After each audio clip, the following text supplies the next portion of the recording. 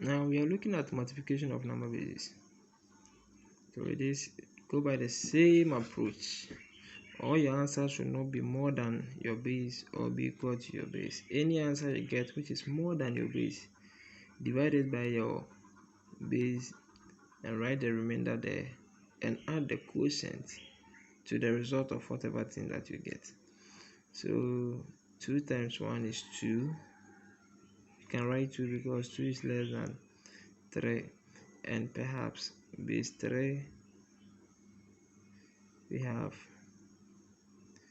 0, 1 and 2, which means your answer should lie within this range, either 0, 1 or 2. So 2 is acceptable. 2 is 4. 4 can't be found here. So 4 divided by 3, we have 1 remainder 1. So we have the remainder 1 here and the quotient 1 here. So this is the answer to the problem.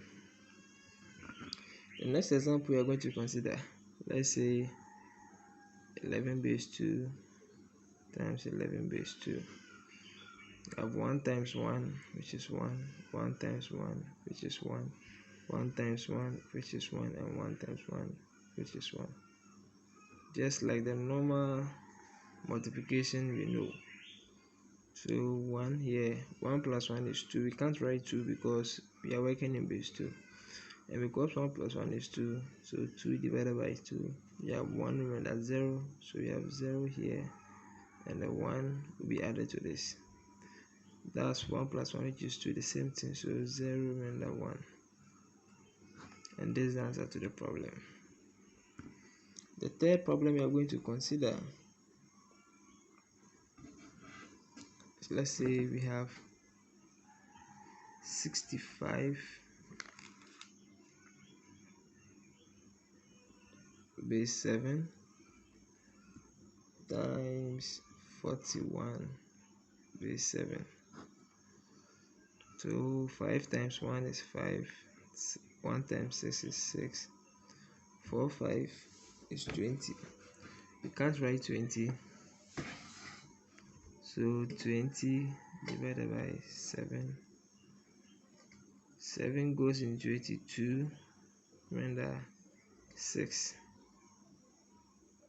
So you write the remainder 6 here, and the 2 will be waiting for 4 times 6. 4 times 6 is 24. 24 plus 2 is 26. So 26 divided by 7, we have 3 remainder 5. 3 remainder 5. So we have our 5 here and our 3 here. But there's nothing left to multiply again. So we sum up this, we have 5. 6 plus 6 is 12.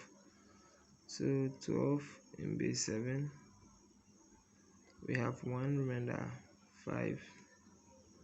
So we have 5 here and the 1 gets 6, and you have 3. So 65 times 41 base 7, this is the result. The next thing we'll consider, let's say 4 2 3 base 5 times 2 2 base 5. 2 times 3 is 6. We can't write 6. 6 divided by 5, we have 1 remainder 1. So the remainder 1 and the quotient will be carried here. 2 times 2 is 4, plus this 1 is 5.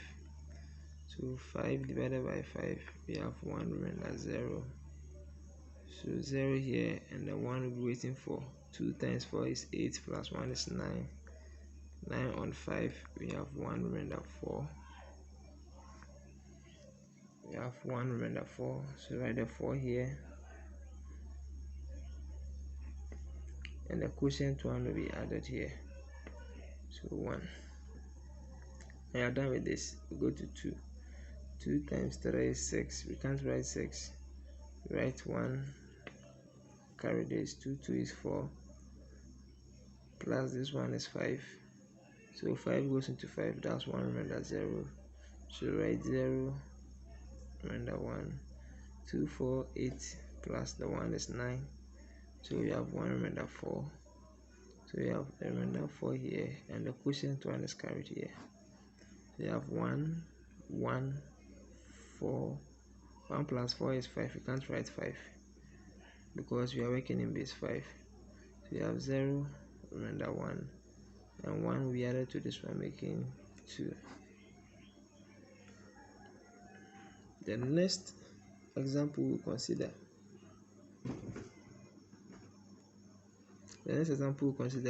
Is, let's say, 102 base 3 and 21 base 3.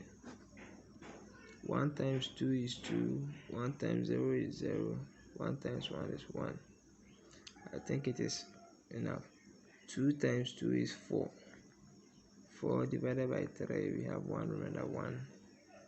So we have 1 here. 2 times 0 is 0, plus this 1 is 1. 2 times 1 is 2. So we have 2, we have 1, we have 2, we have 2.